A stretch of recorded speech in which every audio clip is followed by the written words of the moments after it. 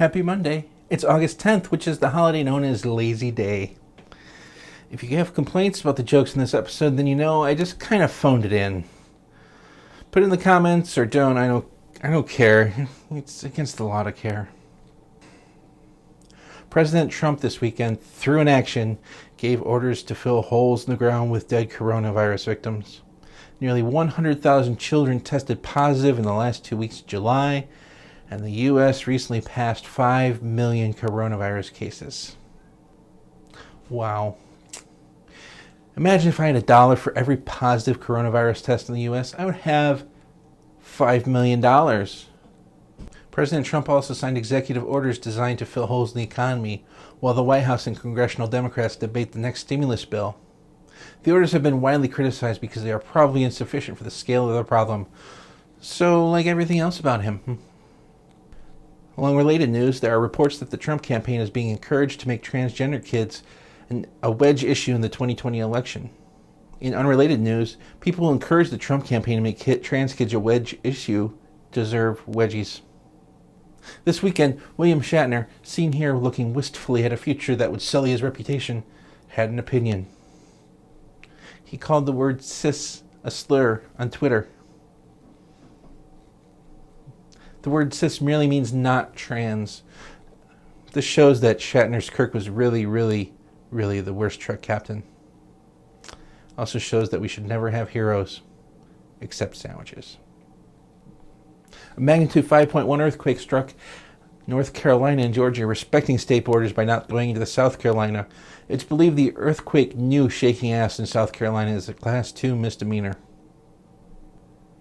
Several houses exploded due to a natural gas leak in Baltimore, killing at least one and injuring at least 5 more, giving white people more to know about Baltimore than what they learned when watching The Wire, which basically means they think Baltimore looks like the graphic up there rather than the one that's up there now.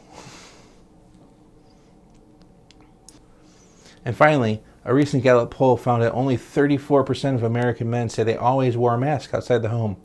54% of women do. 20% of men never wear a mask, and 8% of women do not. Let's just say it, kids. Fellas, breathing is already kind of gay. You're taking in the oxygen once inhaled by men throughout history.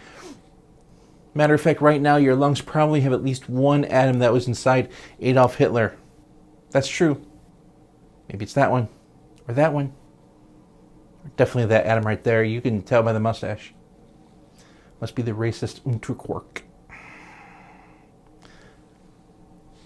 Now, I remember what it was like to be seen as a man. There was a constant pressure to be manly, to be strong and silent and all the rest. And if you think a mask says you're afraid, except it doesn't.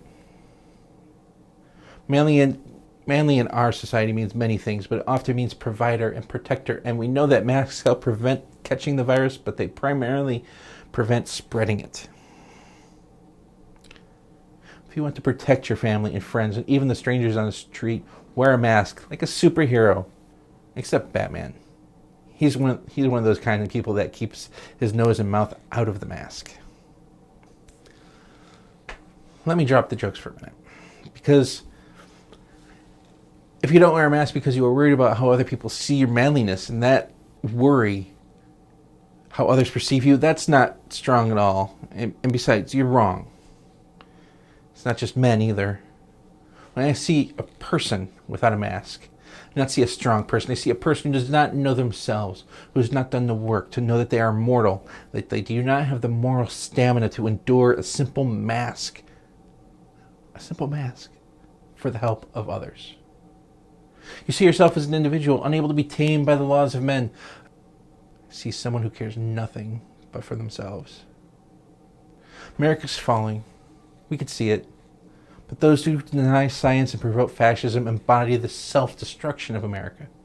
They would hurt themselves to own the libs, not for a greater good, not because it decided it was their cause and it was just, but just to hurt someone else. My grandfather headed to Japan for the land invasion in World War II. He was fighting with and for people he never met and never would meet. He was flawed, yes, but we were all flawed, and we are all flawed, and we endure, and so the future may be better and brighter. But when I see a person in public without a mask, 1 or 2 feet away from another, from a stranger, when I see glee in the eyes after a police kill another man for a trivial offense, I know the bright days are behind us. I look at my children, and I hope that they may find tomorrow a better day. Anyway, it's lazy. It's a lazy day. I'm tired, and I'm all out of jokes. See you tomorrow. Maybe it'll be better. That's all I can hope for. Good night.